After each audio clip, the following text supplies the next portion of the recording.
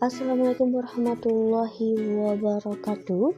Jadi pada kesempatan kali ini saya akan menjelaskan tentang materi yang sudah saya terima selama perkuliahan daring ini dengan mata kuliah sistem digital, dengan materi hari ini yaitu ada sistem digital, sistem analog, dan juga ada gerbang logika.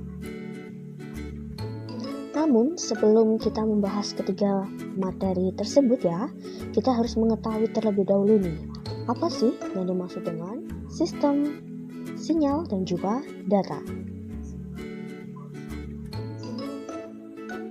Nah, sistem adalah suatu komponen dalam berbagai hal yang saling terhubung untuk membentuk satu kesatuan yang bisa mengatur.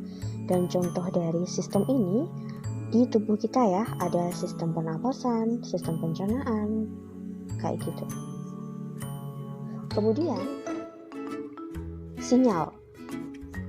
Sinyal dapat diartikan sebagai sekumpulan nilai yang mewakili sebuah variabel fisik yang bisa menghantarkan, dan contohnya adalah suara dan juga cahaya.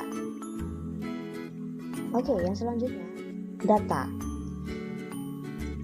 Data ini adalah sekumpulan informasi yang didapat dari suatu pengamatan, dapat berupa angka, lambang, sifat, gambar, ataupun video. Dengan artian, data ini dapat membuktikan suatu informasi secara otentik atau fakta. Nah, setelah kita mengetahui pengetahuan tentang pengertian ketiga hal tersebut, kita itu akan lebih mudah untuk memahami definisi dari sistem digital dan juga analog itu seperti apa. Oke, yang pertama yaitu adalah sistem digital. Nah, sistem digital ini pengolahan sinyal yang datanya ini diolah secara diskrit, yaitu nilainya berubah secara ekstrim ya. Dan sistem digital ini hanya mengolah dua jenis data bit aja, yaitu 0 dan 1. Sehingga sinyalnya pun tidak memiliki rank. Nah, yang kedua yaitu adalah sistem analog. Sistem analog ini adalah sistem pengolahan sinyal yang datanya ini diolah secara kontinu atau bertahap nih. Dengan kata lain, sistem analog mempunyai rank dalam pengolahan data dan juga sinyal. Oke, kita ke pembahasan yang selanjutnya, yaitu perbedaan dari kedua sistem ini. Yaitu yang pertama, sistem analog ini bersifat kontinu, sedangkan digital bersifat diskrit, yaitu hanya mempunyai nilai bit 0 dan 1. Nah, yang kedua, sistem analog ini memiliki kemungkinan errornya tuh besar daripada sistem digital. Nah, yang ketiga, sistem analog rentan terhadap gangguan noise, sedangkan sistem digital lebih tahan dari gangguan atau noise. Nah, yang keempat ini, sistem analog mengolah sedikit data, sedangkan sistem digital bisa mengolah data banyak. Dan yang terakhir, di sistem analog ini perawatan sistemnya agak mahal, sedangkan dalam sistem digital lebih murah. Oke, yang selanjutnya adalah alat atau benda yang biasanya menggunakan konsep sistem analog. Yang pertama, timbangan analog, termometer, speedometer, dan juga ada remote TV. Nah, kemudian alat atau benda yang biasanya menggunakan konsep sistem digital ada TV, komputer, dan juga handphone. Dan pastinya masih banyak yang lainnya ya. Nah, kita beralih ke materi yang selanjutnya, yaitu adalah gerbang logika atau logic gates.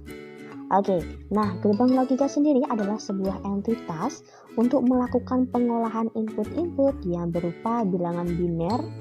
Nah, bilangan biner ini hanya ada dua kode bilangan, yaitu angka 1 dan juga 0.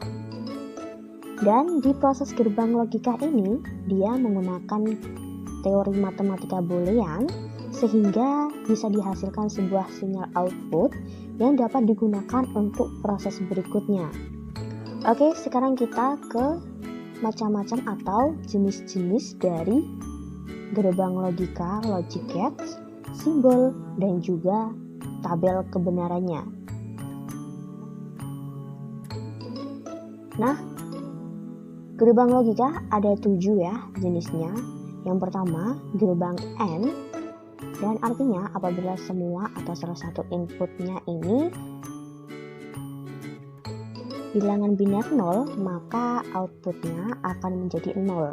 Sedangkan jika semua input adalah bilangan biner 1, maka outputnya akan berlogika 1. Dan ini adalah simbol gerbang AND dan juga tabel kebenarannya.